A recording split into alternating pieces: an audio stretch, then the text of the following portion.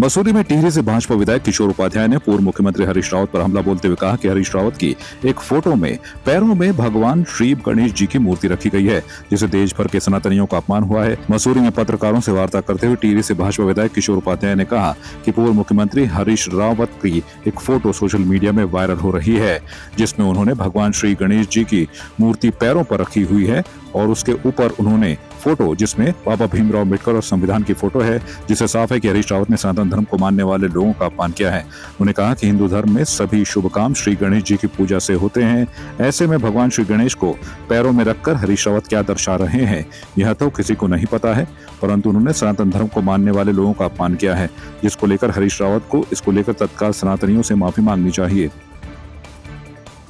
मैंने एक जो बहुत ही विद्वान है और शब्दों का जो उनके पास भंडार है, मेरे ख्याल से बहुत कम लोगों में होगा, राजीव नयन बहुगुणा जी, और उनकी बहुत तीक्ष्ण दृष्टि रहती है और वरिष्ठतम पत्रकार भी हैं इस प्रदेश में। मैंने भी उनका एक पोस्ट देखा है जिसमें कि एक स्वनामधन्य बहुत बड़े आदमी ने, जो गेंठी से लेकर के पता नहीं क्या क्या खाते रहते हैं भगवान जाने, गणेश जी को जो है पैरों में रखा हुआ है, ऊपर जो है वो संविधान और साथ में अम्बेडकर जी को रखा हुआ है। तो मेरे ख्याल से पहले भी एक बार उन्होंने शुक्रवार की छुट्टी कर दी थी, एक बार उन्होंने एक यूनिवर्सिटी बनाने की बात कर दी थी, और कभी वो एक शब्द मैंने दिया था, एक बार उत्तराखंडियत, तो मेरे शब्दों को चुरा उरा करके जो है। लेकिन सबसे बड़ी बात यह है कि इससे उनकी और उस पार्टी की मानसिकता पता चलती है। देखिए, गणेश जी हमारे शुभंकर है, श्री गणेश आय नमः। सबसे पहले जब हम कोई भी शुभ कार्य करते हैं, मकान बनाना है, तब चाहे कुछ भी करना है, बेटी की शादी करनी है, और उनको अगर आप इस तरह से पैरों में रखोगे तो ये आपकी मानसिकता का द्योतक है। और मेरे विचार से उनको पूरे जो हमारा सनातन समाज है, पूरे विश्व का, उनसे क्षमा मांगनी चाहिए। मसूरी में टिहरी से भाजपा विधायक किशोर उपाध्याय ने मसूरी में पत्रकारों से वार्ता करते हुए कहा कि सभी लोगों को हिमालय को बचाए जाने को लेकर काम करना होगा। उन्होंने कहा कि दिन प्रतिदिन हिमालय से बर्फ खत्म होती जा रही है, और अगर हिमालय से बर्फ खत्म हुई तो ना तो गंगा बचेगी और ना ही यमुना और ना ही टिहरी झील। उन्होंने कहा कि टिहरी पर्यटन की दृष्टि से तभी विकसित होगी जब टिहरी बांध में पानी रहेगा। देश विदेश के वैज्ञानिक कह रहे हैं कि एक दशक के बाद हिमालय पर एक बूंद बर्फ नहीं रहेगी। बर्फ से लगातार ढके रहने वाला बंदरपुंछ पर वर्तमान में एक बूंद बर्फ नहीं है, और ये ही गंगा और यमुना का उद्गम होता है। और अगर गंगा और यमुना ही समाप्त हो जाएगी तो उससे अंदाजा लगाया जा सकता है कि किस तरीके का दृश्य पूरी दुनिया का होगा। उन्होंने कहा कि उत्तराखंड के परिसीमन के बारे में भी से चिंता करनी होगी। 2004 में परिसीमन हुआ था, परंतु उत्तराखंड का दोबारा परिसीमन किया जाए और उत्तराखंड हमें 101 विधानसभा की सीट, 11 लोकसभा की सीट और 5 राज्यसभा की सीट हो सके, जिससे उत्तराखंड के पहाड़ी क्षेत्रों का विकास हो सके। टूरिस्ट डेस्टिनेशन भी टिहरी तभी बनेगा जब वहाँ टिहरी बांध में पानी रहेगा। तो कुछ लोग देश विदेश से कुछ लोग आए हुए थे।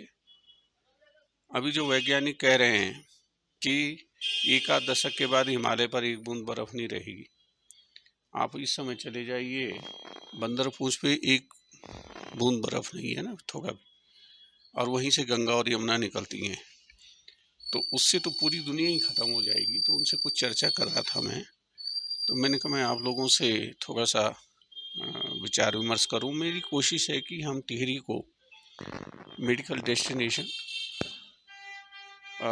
टूरिज्म का डेस्टिनेशन, और उसके साथ में हम एजुकेशन का हब बना सके। तो वो लोग एआई की एक बड़ी यूनिवर्सिटी वहाँ, जिससे कि हमारे बच्चे बेरोज़गार न रहें, उसके बारे में बातचीत कर रहे थे। दूसरा, मैंने कहा परिसीमन के बारे में भी हमको अभी से थोड़ा सा चिंता करनी चाहिए। जब 2004 में परिसीमन हुआ तो मैंने पूरे प्रदेश में और दिल्ली तक, सुप्रीम कोर्ट तक में गया, तो इस समय भी उसकी आवश्यकता है।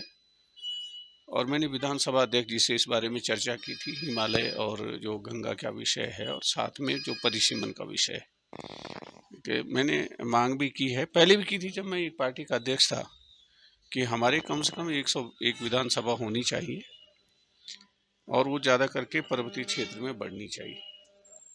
पहले तो 13 नहीं तो 11 लोकसभा सीट होनी चाहिए और 5 कम से कम राज्यसभा की सीटें होनी चाहिए। महिलाओं की आर्थिकी को बढ़ावा देने और महिला सशक्तिकरण को बल देने के लिए जिला प्रशासन ने एक नई पहल की शुरुआत की है, जिसमें ग्रामीण उद्यम वेग वृद्धि परियोजना की, ग्रामोत्थान योजना के स्वयं सहायता समूहों की 18 महिलाओं के लिए रोजगार के अवसर प्रदान किए हैं। इस योजना के तहत 10 ई-रिक्शा वाहन समूह की महिलाओं को उपलब्ध कराए गए हैं। इन ई-रिक्शा वाहनों का ट्रायल RCM मॉल अल्मोड़ा से शिखर होटल तक किया गया। ट्रायल कार्यक्रम का शुभारंभ जिलाधिकारी आलोक कुमार पांडे ने हरी झंडी दिखाकर किया। इस दौरान उन्होंने कहा कि यह प्रयास महिलाओं की आर्थिकी को बढ़ावा देने के साथ ही महिला सशक्तिकरण को भी बल देगा। उन्होंने कहा कि आज यहाँ इसका ट्रायल किया गया है, इसका विधिवत शुभारंभ भी जल्द किया जाएगा। समूहों को इन महिलाओं का प्रशिक्षण भी पूर्व में कराया गया है, जिससे वे इस व्यवस्था को सुचारू रूप से संचालित कर सकें। आपकी इस पर क्या राय है, हमें कमेंट कर जरूर बताएं। इसके साथ ही आप हमारे YouTube चैनल को सब्सक्राइब कीजिए। आप हमें Facebook, Instagram, Twitter पर फॉलो भी कर सकते हैं और संवाद 365 के साथ एक क्लिक में जुड़ने के लिए डाउनलोड कीजिए संवाद 365 ऐप।